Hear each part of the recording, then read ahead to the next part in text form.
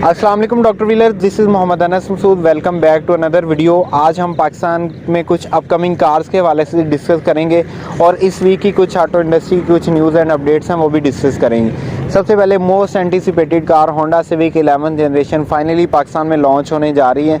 उसकी launch date जो है वो 4 मार्च है और तकरीबन शाम के 7:30 या 7 बजे उनके सोशल मीडिया प्लेटफॉर्म्स के ऊपर उसका डिजिटल एक लॉन्च होगा और इसके अलावा फ़िज़िकल लॉन्च भी कुछ टाइम बाद हो जाएगा। और Honda civic 11th generation international market में तकरीबन अब से 11 महीने पहले ही लॉन्च कर दी गई थी। और जिस तरह पाकिस्तान में होता यह है कि इंटरनेशनल मार्केट के काफ़ी टाइम बाद पाकिस्तान में गाड़ियाँ आती हैं और उसी तरह होंडा ने भी उस रिवायत को बरकरार रखा और 11 महीने बाद पाकिस्तान में Honda civic 11th generation launch होने जा रही है। और होंडा सिविक तकरीबन 3 वेरिएंट्स में पाकिस्तान में आएगी।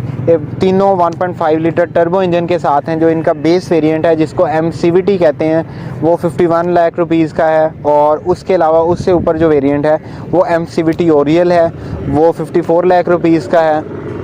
और top of the line variant जिसको LLCVT कहते हैं वो भी 1.5 लीटर टर्बो इंजन के साथ है, लेकिन उसमें ऑप्शंस बहुत ज़्यादा हैं बेस वेरिएंट से ज़्यादा। और उसकी जो प्राइस है वो इंसेन हद तक यानी कि बहुत ज़्यादा है, 61.5 लाख रुपीज़।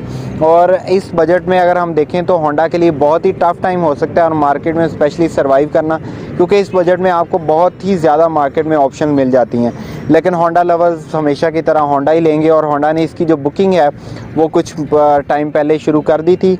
और जो बेस वेरिएंट्स हैं MCVT और MCVT ओरियल, उनकी जो बुकिंग अमाउंट है वो 1.1 मिलियन रुपीज़ यानी 11 लाख रुपए है। और जो top of the line variant है वो आप 12 लाख रुपए से बुक कर सकते हैं। और इसके अलावा होंडा ने ना इसकी कोई इस अब तक लॉन्च से पहले ना कोई पिक्चर बुकिंग, ब्लाइंड बुकिंग मतलब की है, ना कोई तस्वीर उसकी लीक की है और ना कोई वीडियो वगैरह, और ब्लाइंड बुकिंग स्टार्ट की है। और ना ही इसके डिलीवरी टाइम के बारे में कोई कंफर्मेशन है आज की तारीख तक।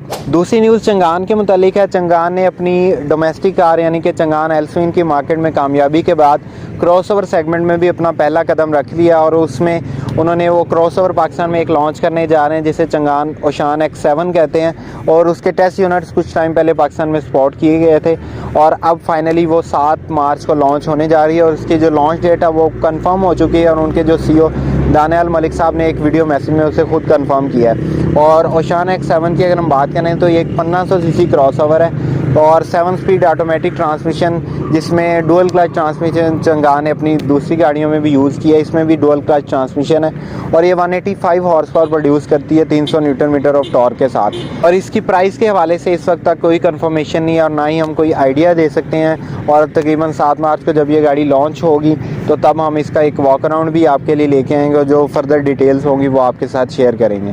थर्ड न्यूज़ सुजुकी स्विफ्ट से मुतालिक है और सुजुकी स्विफ्ट को पिछले वीक पाकिस्तान में लॉन्च कर दिया गया और उसकी बुकिंग और डिलीवरी के हवाले से कुछ एम्बिग्युइटी थी वो मैं क्लियर कर दूं कि सुजुकी स्विफ्ट की जो बुकिंग है वो सिर्फ एक्सचेंज ऑफ़र के लिए ओपन है। यानी आपके पास सुजुकी की कोई भी गाड़ी है वो कंपनी को आप दे के उसके बदले में सुजुकी स्विफ्ट ले सकते हैं एक्स्ट्रा अमाउंट पे करके। लेकिन अगर आप कोई नॉर्मल कस्टमर हैं, आप डायरेक्टली सुजुकी स्विफ्ट लेने जा रहे हैं तो आपके लिए बुकिंग ओपन नहीं है, वो तकरीबन अप्रैल में होगी। और इसके अलावा इसकी डिलीवरी टाइम के हवाले से भी कुछ एम्बिग्युइटी थी। उनके अपने स्टाफ को इस हवाले से कुछ क्लैरिटी नहीं थी। पहले उनका स्टांस ये था कि तकरीबन 15 दिन में गाड़ी हम डिलीवर कर देंगे, लेकिन उसके बाद उन्होंने कंफर्म किया कि 15 दिन में हम गाड़ी ये डिलीवर नहीं कर सकते, तकरीबन अप्रैल में जाके अब की बुकिंग अप्रैल में जाके आपको गाड़ी डिलीवर होगी और ये भी एक्सपेक्टेड टाइम है, इससे देर भी हो सकती है। एक चीज़ जो पॉजिटिव लगी है कि पाकिस्तान में इवन सुजुकी जैसी कंपनी ने भी मार्केट में अपने आप को एक कदम जमाने के लिए वो फीचर्स दिए हैं जो कि बाकी कंपनीज भी या चाइनीज़ ब्रांड ऑफर कर रहे थे।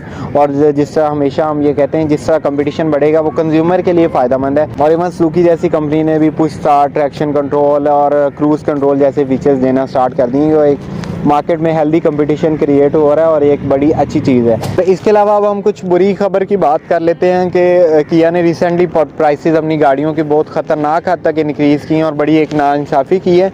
और किया का स्टांस ये था कि फ्रेट चार्जेस पार्ट्स के इंपोर्ट के ऊपर इंक्रीज़ हो गए हैं और इंपोर्ट ड्यूटी के हवाले से कुछ चार्जेस इंक्रीज़ हुए हैं जिसकी वजह से प्राइसेस हमें इंक्रीज़ करनी पड़ी। लेकिन मुझे उनका ये कोई स्टांस इतना कोई जस्ट नहीं लगा, क्योंकि अगर प्राइसेस की बात करें तो किया पिकांटो की जो टॉप वेरिएंट की अगर हम बात करें तो 2,08,000 रुपये इंक्रीज़ हुई है। और किया पिकांटो और पाकिस्तान में ये हालात आ गए हैं कि किया पिकांटो जैसी गाड़ी 1000 सीसी गाड़ी आपको 25 लाख रुपए में मिलेगी, यानी उसकी जो प्राइस है वो टॉप वेरिएंट की 25 लाख रुपए हो गई है इस इंक्रीज़ के बाद।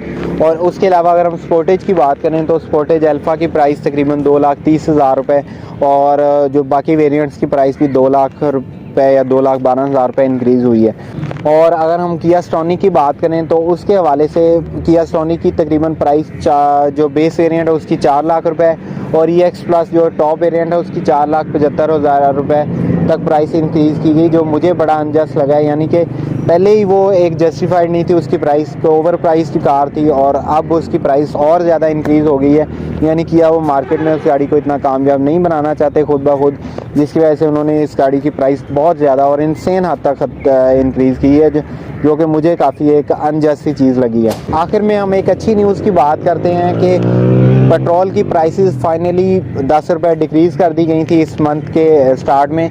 और हम सब ये एक्सपेक्ट कर रहे थे क्योंकि हालात ऐसे थे कि यूक्रेन और रशिया, आप जिस तरह आप सब जानते हैं, उनके आपस में जिस तरह के हालात हुए पड़े हैं कशीदा, जिसकी वजह से ये था कि मेन सप्लायर जो यूरोप का है वो पेट्रोल का वो रशिया है और उन्होंने रशिया का बाइकआउट कर दिया और जिससे किल्लत पैदा हो गई इंटरनेशनल मार्केट में, यूरोप में स्पेशली पेट्रोल की। और पेट्रोलियम मसनूआत की जो प्राइसेस हैं वो बहुत ही ज़्यादा हद तक इंक्रीज़ हो गई थी और हम ये एक्सपेक्ट कर रहे थे कि पेट्रोलियम की प्राइसेस वाकई ऊपर जाएंगी। लेकिन प्राइम मिनिस्टर ने रशिया का दौरा किया और उसके बाद उन्होंने अनाउंस किया पेट्रोल की प्राइसेस के 10 रुपये तक डिक्रीज़ कर दी गई हैं और उन्होंने ये भी कहा है कि नेक्स्ट बजट तक ये प्राइसेस कांस्टेंट रहेंगी, मतलब इनमें कोई फर्दर इंक्रीज़ नहीं आएगा। सो व्यूअर्स, ये थी इस वीक की कुछ इंपॉर्टेंट न्यूज़ एंड अपडेट्स जो हमने आपके साथ शेयर की और होप कि आपको ये वीडियो पसंद आई होगी और आपके लिए हेल्पफुल साबित रही होगी। मिलते हैं किसी नेक्स्ट वीडियो में। अल्लाह हाफिज़।